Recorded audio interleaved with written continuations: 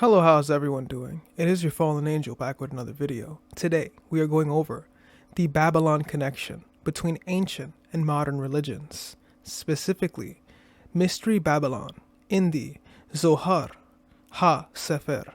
So without further ado, let us begin. This secret Jewish religion is based upon the Talmud, which finds its highest glories in the Zohar Ha Sepher, or what we know as the Book of Splendor.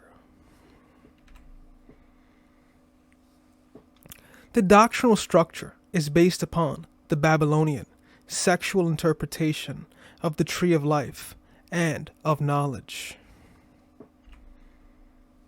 The book claims that the story of creation is a veil of the sex mystery, known as the mystery of faith and the supreme mystery. Through this mystery, we are all incarnated in bondage to physical bodies here on earth, and only through this mystery, sexual union, may we be liberated from mortality and the physical body. Sex is the law of liberation, the Talmud says. When the serpent copulated with Eve, he infused her with lust. The lust of the Israelites who stood at Mount Sinai came to an end. The lust of the idolaters who did not stand at Mount Sinai did not come to an end. R. Eliezer further stated, "What is meant by the scriptural text?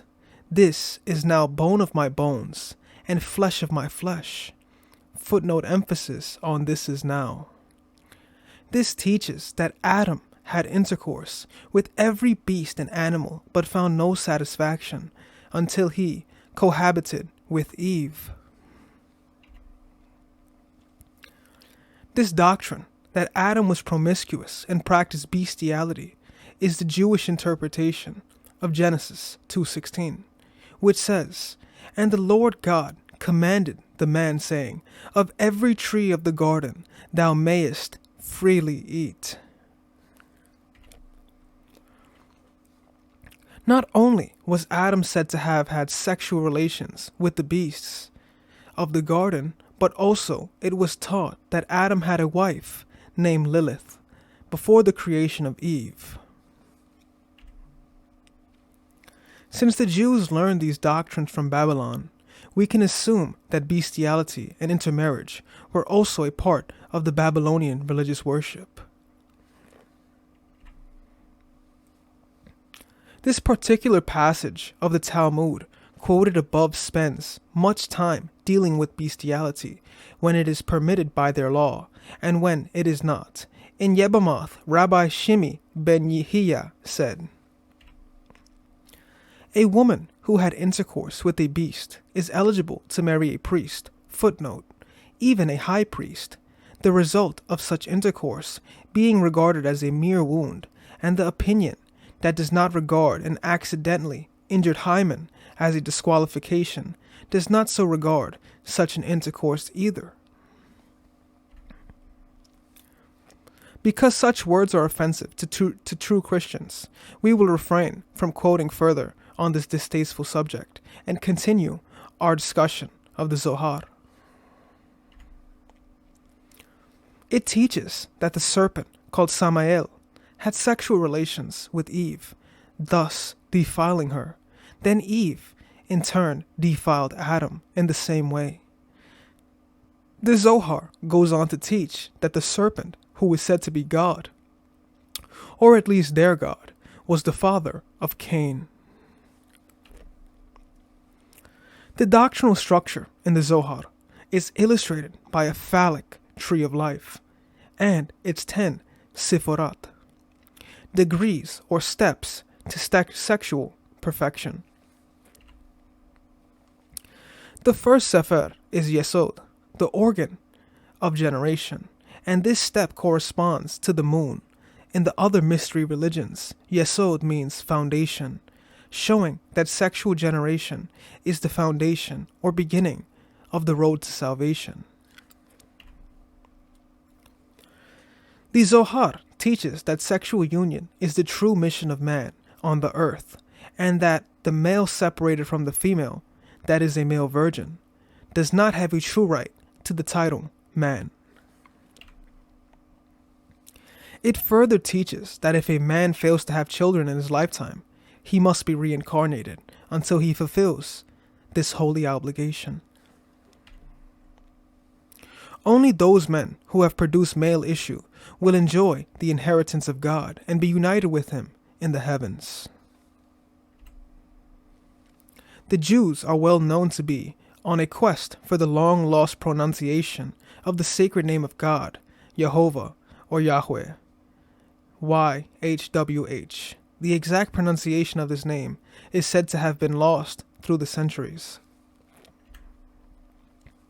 The Jews have an elaborate and complicated theosophy centered around the sacred name. The core of their teaching, though, is as follows: Y equals male, H equals female, and W equals offspring. To have God's name upon them, they teach they must fulfill their sacred duty to have offspring, for that is their first step to perfection. Only through sex can they climb the 10 rugged ladder of the tree of life to the perfection of the Shekinah or Shejinah. That is the state of perfect liberty in sexual expression. So the Shejinah is the majestic presence or manifestation of God, which has descended to dwell among men, the Shejinah. The term is used in the place of God. So when we see an image of the 4 archangels, we see that the Shekinah is above them. The Shekinah is God's existence on earth. He uses Shekinah herself as a representation of that existence. Christians often use the term Shekinah to describe the glory of God or the fire of his presence. The word is not found in the Bible, but it comes from the Hebrew word shakan, to dwell, and the Jews related to shakab, to lie down sexually. Thus in Judaism, those who learn the perfect methods of performing the sex act attain the glory of the Shekinah. In the Zohar, God is spoken of as being the Shekinah, and in order for a Jew to reach perfection and become a God, he must attain this state of sexual glory, or ecstasy. The Shekinah is their God. Interpreted sexually, they define God as being the state of liberation that is attained in uninhibited sexual activity. The goal of a follower of true Judaism is to regain the Shekinah glory that was lost when Adam was barred from the Garden of Eden. In Jewish thought, this simply refers to their goal of eradicating all sexual inhibitions in order to regain the sexual freedom that Adam supposedly enjoyed before the creation of Eve. The leaders of this moment are 2 Judaizers, Betty Friedan and Gloria Steinem, and they are advocating the liberated sexuality taught in the Zohar. They are female Pharisees of whom Jesus said, "Woe unto you, scribes and Pharisees, hypocrites, for ye compass sea and land to make one proselyte, and when he is made, ye make him twofold more the child of hell than yourselves." Matthew 23, verse 15. With that being said, guys, this has been a brief overview of the Babylon connection between ancient and modern religions, Mystery Babylon, in the Zohar Ha Sepher. Feel free to like and subscribe, leave a comment down below. Check us out on Patreon, Rumble, Twitter, Instagram, things of that nature. This has been your fallen angel, and I am out.